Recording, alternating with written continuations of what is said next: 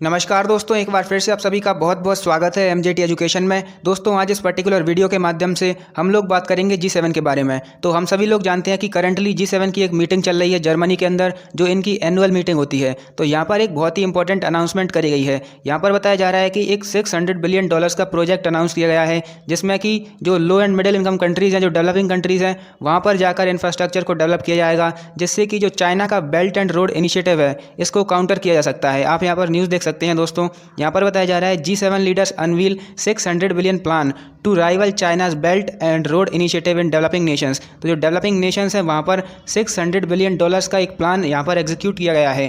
5 साल के अंदर इसकी पूर्ति कर दी जाएगी, जहाँ पर जो डेवलपिंग कंट्रीज़ हैं वहाँ पर इंफ्रास्ट्रक्चर को डेवलप करने का काम स्टार्ट कर दिया जाएगा।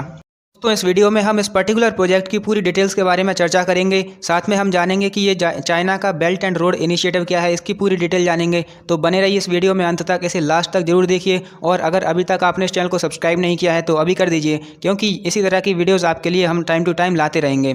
दोस्तों, यदि आप ग्रुप डी की तैयारी कर रहे हैं तो एमजेटी एजुकेशन आपके लिए लाया है GS और साइंस के कंप्लीट बैचेस। यहाँ पर आपको करंट अफेयर्स ही पढ़ाए जा रहे हैं मात्र 399 रुपये में। तो यदि आप इनकी तैयारी कर रहे हैं तो आप अभी इन बैचेस को ज्वाइन कर सकते हैं, क्योंकि ये जो रेट है ये कभी भी बढ़ सकती है। यहाँ पर आपको टॉपिक वाइज क्लासेस मिलेंगी, डिटेल्ड PDF मिलेंगे और प्रैक्टिस सेट भी मिलेंगे, जिससे आप अपनी प्रैक्टिस कर पाएंगे। इसके अलावा आपको स्ट्रेटजी भी बताई जाएगी कि किस तरह से आप अपनी जो प्रिपरेशन है उसको और बेहतर बना सकते हैं। तो ये सारी चीज़ें आपको मिल रही हैं। यदि आप इनको ज्वाइन करना चाहते हैं तो इसकी लिंक आपको डिस्क्रिप्शन में मिल जाएगी। इसके अलावा यदि आपका कोई डाउट है इनसे संबंधित तो वो भी आप पूछ सकते हैं। डिस्क्रिप्शन में आपको एक नंबर दिया होगा, वहाँ पर आप डायरेक्टली कॉन्टैक्ट करके जो भी क्वेरी है उसको सॉल्व कर सकते हैं। तो दोस्तों, जैसा कि मैंने आपको वीडियो के शुरुआत में बताया कि यहाँ पर $600 बिलियन का जो प्रोजेक्ट है वो अनाउंस किया गया है, जिसमें से $200 बिलियन की जो राशि है उसका भुगतान अकेली यूनाइटेड स्टेट्स करने वाली है फॉर द 5 ईयर्स। मतलब 5 साल के अंदर ये जो राशि है इसका भुगतान कर दिया जाएगा। तो यहाँ पर लो एंड मिडिल इनकम कंट्रीज़ के अंदर डेवलपमेंट प्रोग्राम्स चलाए जाने वाले हैं। इंफ्रास्ट्रक्चर के अलावा यहाँ पर क्लाइमेट चेंज को टैकल करना, ग्लोबल हेल्थ को सुधारना, इसके अलावा जेंडर इक्विटी और जो डिजिटल इंफ्रास्ट्रक्चर है, जो मेन यहाँ का एजेंडा है, उसको कंप्लीट करने की बात यहाँ पर करी गई है। यहाँ पर जो बाइडेन के द्वारा एक स्टेटमेंट जारी किया गया है, इसमें बताया गया है कि I want to be clear, this isn't aid और charity, it is an investment that will deliver returns for everyone. मतलब उनका कहना है कि ये कोई सहायता नहीं है, ये ना कोई चैरिटी है। मतलब हम कोई दान में नहीं दे रहे हैं, यहाँ पर हम एक इन्वेस्टमेंट कर रहे हैं जो हमें लॉन्ग टर्म फ़ायदा देगी, हमें भविष्य में इसके रिटर्न्स भी मिलेंगे। मतलब हर एक कंट्री को जो भी यहाँ पर इन्वेस्टमेंट करेगी उसको अपने आप अपने रिटर्न। इसके अलावा दोस्तों, G7 के अन्य मेंबर्स की बात करें तो यहाँ पर यूरोप के द्वारा अनाउंस किया गया है कि जो यूरोपियन कंट्रीज़ हैं जो G7 का पार्ट हैं, वो 300 बिलियन यूरोज़ की जो राशि है वो इकट्ठा करके देंगी। मतलब 317.28 बिलियन US डॉलर्स ये राशि जमा करेंगी यूरोप की कंट्रीज़, जो कि G7 का भी पार्ट हैं। इसके अलावा अन्य जो कंट्रीज़ हैं जैसे कि कनाडा, जापान, इन्होंने भी अपने अपने स्तर पर अलग अलग प्लान्स अपने बताए गए हैं। यहाँ पर इन्होंने कोई पर्टिकुलर राशि नहीं बताई है। तो अब चाइना का ये बेल्ट एंड रोड इनिशिएटिव क्या है, जिसको टैकल करने की बात करी जा रही है।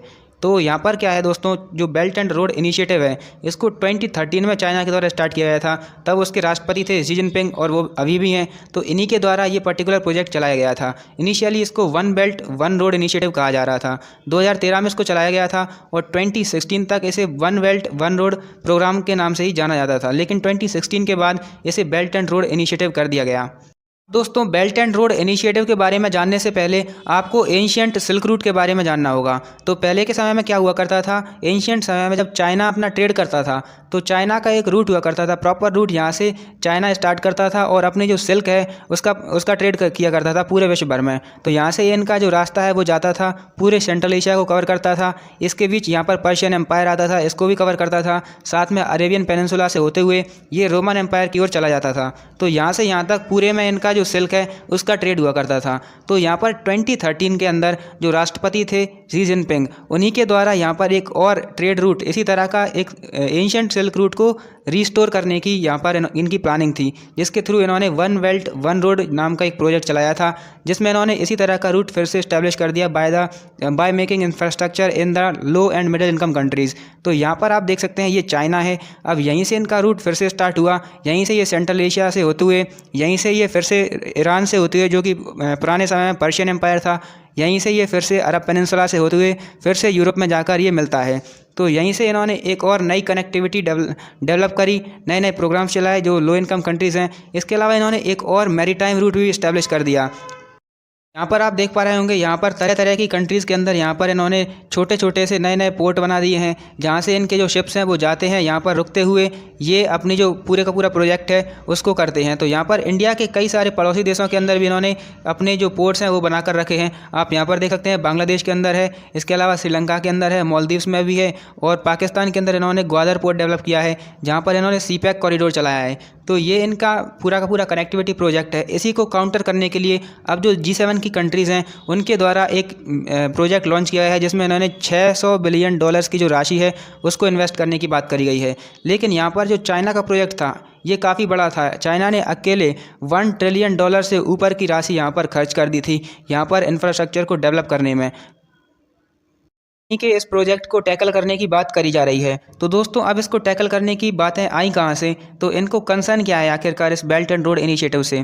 तो इस पर कई तरह के इन्होंने कंसर्न जारी किए हैं, जैसे यूनाइटेड नेशंस और रशिया हैं। इनके द्वारा क्या कंसर्न दिखाया गया है कि चाइना के द्वारा हमारी टेरिटरी के अंदर इन्फ्लुएंस बढ़ाया जा रहा है, मतलब हमारे आसपास इन्फ्लुएंस बढ़ाया जा रहा है। तो दोस्तों जो रशिया है, अब रशिया की बात करें तो रशिया ने काफ़ी समय से ये जो पर्टिकुलर रीजन है ये सेंट्रल एशिया वाला, इसमें से कई सारे ऐसे देश हैं जो कि पहले के समय पर USSR का पार्ट हुआ करते थे। तो रशिया कहीं ना कहीं इस रीजन को अपने ही इन्फ्लुएंस के अंदर मानता है। वो मानता है कि ये जो पर्टिकुलर रीजन है सेंट्रल एशिया वाला, ये हमारे ही स्फीयर ऑफ इन्फ्लुएंस में, हमारे स्फीयर ऑफ इन्फ्लुएंस में होना चाहिए।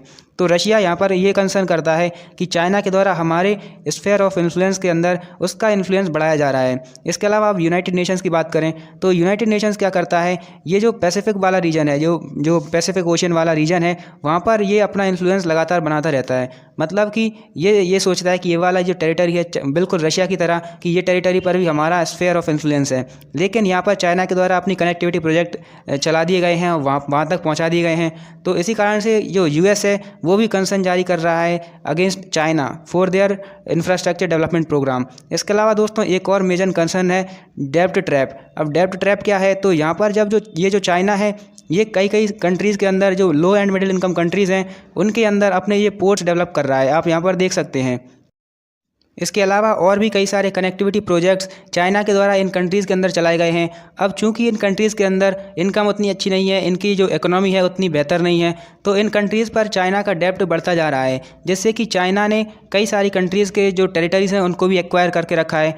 आपको मैं एक बेहतरीन एग्जांपल बताता हूँ, यहाँ पर श्रीलंका है। तो श्रीलंका के अंदर चाइना ने हम्बनटोटा पोर्ट को डेवलप किया था, लेकिन चाइना उसका डेब्ट चुका नहीं पाया, तो उन्होंने उस पोर्ट को 99 ईयर के लिए लीज़ पर दे दिया चाइना को। तो इस तरह से चाइना ने कई सारी कंट्रीज़ के अंदर ऐसे डेब्ट ट्रैप बिछा कर रखे हैं। हम पाकिस्तान को भी देख सकते हैं, पाकिस्तान में ग्वादर पोर्ट डेवलप किया, लेकिन फिर भी अब जो पाकिस्तान है उसकी इकोनॉमी खुद ही इतनी अच्छी नहीं है। तो इस तरह की ये चाइना है ये लो एंड मिडिल इनकम कंट्रीज़ को अपने कर्जे के अंदर फंसाता जा रहा है। इसके अलावा अब इंडिया के लिए भी एक कंसर्न की बात यह है कि स्ट्रिंग ऑफ पर्ल। अब स्ट्रिंग ऑफ पर्ल क्या है, तो यहाँ पर आप देखिए, ये जो चाइना के द्वारा भिन्न भिन्न कंट्रीज़ के अंदर पोर्ट डेवलप किए गए हैं उसके थ्रू इंडिया के आसपास एक काल्पनिक तरीके से मोतियों की माला बना दी है। आप यहाँ पर देख सकते हैं कि यहाँ पर म्यांमार के अंदर एक पोर्ट है, इसके अलावा बांग्लादेश के अंदर एक पोर्ट है, फिर है श्रीलंका के अंदर एक पोर्ट, इसके अलावा मालदीव्स के अंदर भी है, और फिर यहाँ पर आप पाकिस्तान के अंदर भी देख पा रहे होंगे। तो इस तरह से इन्होंने इंडिया का जो एक्सेस है ये इंडियन ओशन के अंदर वो ब्लॉक करके रखा है। मतलब एक तरह से रखा तो नहीं है, ओरिजिनली ये है नहीं, लेकिन हम कह सकते हैं कि एक तरह से इन्होंने मोतियों की माला बनाकर रख दी है, जिससे कि इंडिया का एक्सेस यहाँ पर नहीं हो पा रहा है। मतलब इंडिया की टेरिटरी के अंदर इनका इन्फ्लुएंस बढ़ रहा है, जिससे इंडिया भी एक तरह से कंसर्न जारी कर रहा है against China for their programs. इसके अलावा इसी कारण से ये इस पर्टिकुलर प्रोजेक्ट जो BRI है चाइना के द्वारा चलाया गया था उसको काउंटर करना चाहते हैं। तो दोस्तों अब ऐसा नहीं है कि ऐसा कोई प्रोजेक्ट पहली बार अनाउंस किया गया हो। इसके पहले भी नवंबर 2019 में एक और प्रोजेक्ट के बारे में बात करी जा रही थी जिसका नाम था ब्लू डॉट नेटवर्क। इसके थ्रू US, ऑस्ट्रेलिया और जापान एक कनेक्टिविटी प्रोग्राम चलाने वाले थे इंफ्रास्ट्रक्चर डेवलप करने के लिए लो एंड मिडिल इनकम कंट्रीज़ में, जिससे कि चाइना के BRI प्रोजेक्ट को काउंटर किया जा सके। लेकिन यहाँ पर अभी तक इसमें कोई डेवलपमेंट देखने को नहीं मिला। इसके अलावा दोस्तों पिछले वर्ष जब जून 2021 में G7 की ही मीटिंग हुई थी कॉर्नवॉल के अंदर इंग्लैंड में, तब भी इस पर्टिकुलर प्रोजेक्ट की मतलब इसी तरह का एक प्रोजेक्ट चलाने की बात करी गई थी जिसका नाम था build back better world partnership, मतलब कि B3W। इसी प्रोजेक्ट को अनाउंस किया गया था, लेकिन ये भी काफ़ी हद तक अभी तक बिल्कुल मतलब एक तरह से डेवलपमेंट पकड़ ही नहीं पाया है। तो ऐसा ही प्रोजेक्ट अभी एक और लॉन्च किया गया है, अब देखते हैं ये कहाँ तक चल पाएगा। तो यहीं पर ये वीडियो को हम समाप्त करने वाले हैं। इसमें हमने जाना दोस्तों इस पर्टिकुलर प्रोजेक्ट के बारे में, साथ में सिल्क रूट के बारे में जाना, चाइना के बेल्ट एंड रोड इनिशिएटिव के बारे में। तो काफ़ी ज़्यादा इन्फॉर्मेटिव ये वीडियो हो चुकी है, काफ़ी ज़्यादा लंबी हो चुकी है। तो दोस्तों उम्मीद है आप सभी चीज़ों को बेहतर तरीके से समझ पाए होंगे, काफ़ी ज़्यादा नॉलेज यहाँ से गेन कर पाए होंगे। यदि आपने हमारे इस टेलीग्राम चैनल को ज्वाइन नहीं किया है तो आप इसको ज्वाइन कर सकते हैं। यहाँ पर आपको हमारी वीडियोस के अपडेट मिल जाएंगे, फ्री पीडीएफ्स मिलेंगे, फ्री क्विजेज मिलेंगी जिससे आप अपनी नॉलेज को टेस्ट कर पाएंगे।